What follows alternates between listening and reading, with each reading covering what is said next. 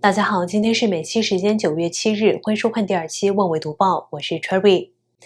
美国外交事务杂志最新刊登前中共党校教授蔡霞的长文，在文章中，蔡霞引述了一些鲜为人知的内幕消息，包括中共总书记习近平很可能获第3任期，但不满情绪加剧，战争风险和社会动荡也会增加。这篇刊登在最新一期外交事务杂志的文章长达14000字，标题为《习近平的弱点：狂妄与偏执如何威胁中国的未来》。内容从习近平的崛起主要靠父亲病因谈起，只讲究人脉和靠山的中共更像是黑手党组织，而不是现代政党。细数习近平巩固权力的手段以及如何消耗过往政治改革的成果，大开倒车，并预测习近平若继续连任后对中国的可能负面影响。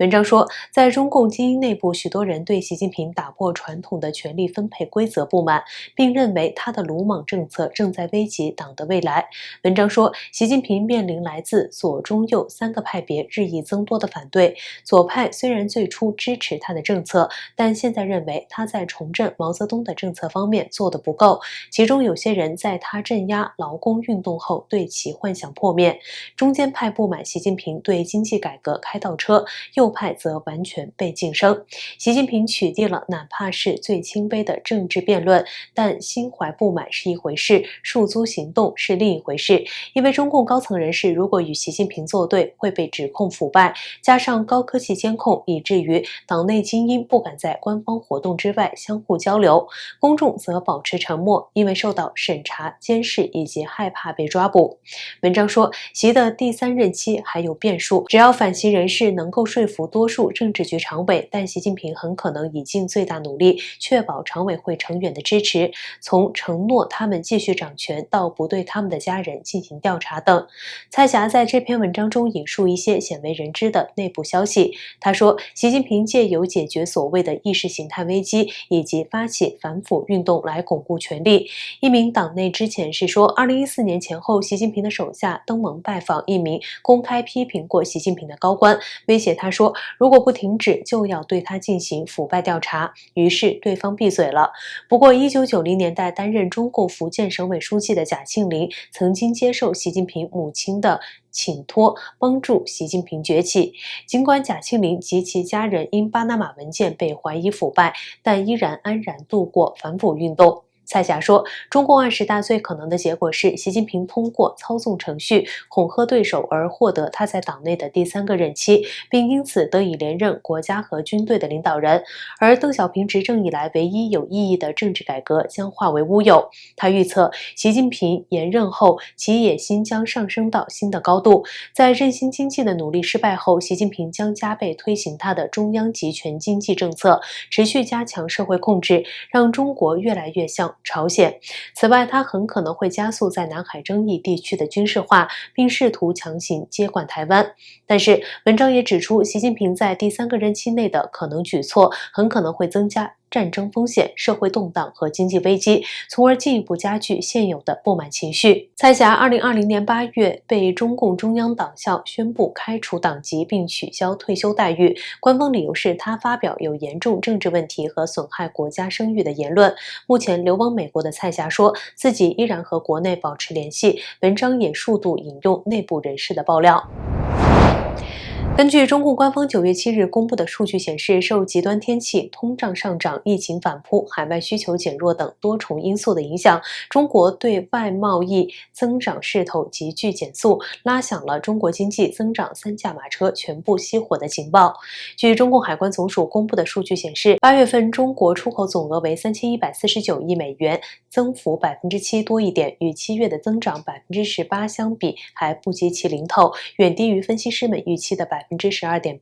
进口数据也相当疲软，进口总额为2355亿美元，增幅0.2%，与7月份本来就很疲弱的2.3%的增幅相比更显得微不足道。据路透社报道，今年以来，中国经济面临俄乌战争、美国加息、国内疫情防控和通胀压力等多种挑战，推动经济增长的三大动力——投资、消费和出口，就只剩下出口这一项还保持着体面的增长。但8月的数据显示，随着海外需求的减弱，中国的国际贸易遭遇的阻力超过了专家们的预期。在习近平主政的近10年中，持续高速增长数十年的中国经济大幅减速，从之前年增速10%左右继续下滑。国际经济预测机构普遍认为，中国经济今年的增速可能只有2%至3%。随着经济减速，投资和消费这两大驱动力对经济增长所起到的关键作用已经大大减弱。进口高增长的好时光虽然已不在，但却依然保持着10%以上的增长。新的数据显示，3驾马车中的最后一架也出现了严重失误。路透社引用国泰君安首席经济学家周浩的话说，看上去出口走软来到的时间比预料的要早。最近的货运数据显示，货运价格大幅回落，美国、欧盟等需求已经放缓。周浩估计，价格因素会继续影响贸易。从今年1季度以来，实际进口增长已经出现了负数，需求的阻力正在增加。美联社7日的报道指出，西方经济已经放缓，美联储和欧洲及亚洲的中央银行都在加息以遏制通胀上涨。中国国内许多城市继续执行清零抗疫方式，不断采取封城的严厉措施，重挫了消费者的花钱意愿。报道引用标准普尔全球市场情报公司拉吉夫·比斯瓦斯的话说，中国出口行业的放缓加大了中国经济面临的阻力，进口增长乏力凸显了中国内需走软的问题还在持续。中俄签订新合同，天然气供应将以卢布和人民币取代美元支付。俄罗斯外贸银行也宣布将启动中国人民币跨境汇款业务。有评论认为，中俄都受到美国经济围剿，被迫合作使用彼此货币结算，以降低对美元的依赖，同时为与西方脱钩做准备。俄罗斯总统普京9月7日在海参崴的东方经济论坛开幕式上表示，中共将以人民币和卢布向俄罗斯天然气工业股份公司支付天然气费用。普京同时表示，西方的短视行为刺激了全球通胀。俄罗斯天然气工业股份公司6日表示，已跟中方签署一项协议，俄罗斯供应给中方的天然气其付款方式将改为人民币和卢布，但该公司没有提供有关该计划的更多细节，也没有说明中方付款何时开始转换为卢布和人民币。自从俄罗斯因入侵乌克兰受到西方制裁以来，莫斯科加快了推动减少银行系统和贸易中对美元、欧元的依赖。俄罗斯一直在与中共和其他非西方国家建立更紧密的经济联系，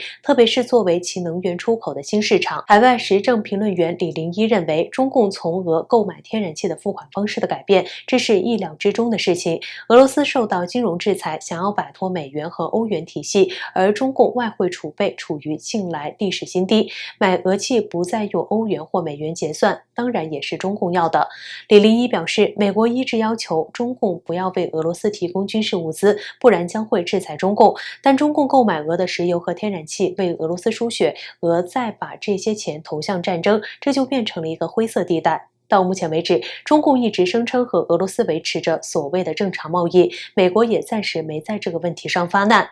美国南卡罗来纳大学艾肯商学院教授谢田表示，在国际贸易中不以美元或欧元结算的做法不是不可行，但也不常见。他认为，俄罗斯和中共都面对来自美国的经济制裁，在没有方法改变世界经济体系下，被迫要尝试用新方法缓解各自的压力。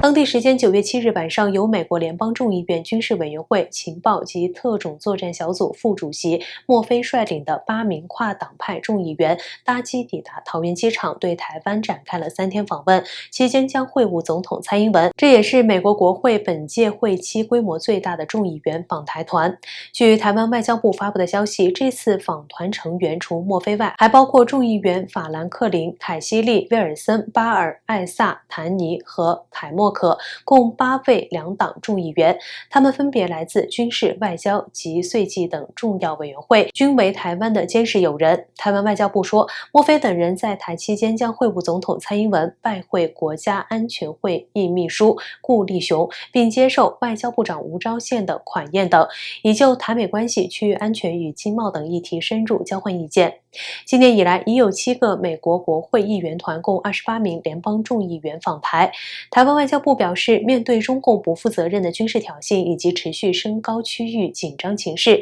美国国会再度筹组大型访团访台，充分展现美国国会对台湾不分党派的强力支持。千呼万唤，万维 TV 终于为廣大粵語觀眾朋友們增設粵語新頻道。大家好，歡迎收睇今期嘅萬維讀報，我係 Serena。用粵語陪你見證世界局勢風雲，緊貼即時熱點新聞，世界面面觀。星期二到星期六，粵語新聞定時放送。萬維 TV 粵語台和你深入閱讀世界脈動。粵語新頻道的鏈接就在下方，歡迎大家前往觀看和訂閱。好了，以上是本期万维讀報的全部內容，感謝大家的收看，我是 Cherry。如果您喜歡我們的節目，歡迎您點讚和轉發我們的視頻，我們下期節目再會。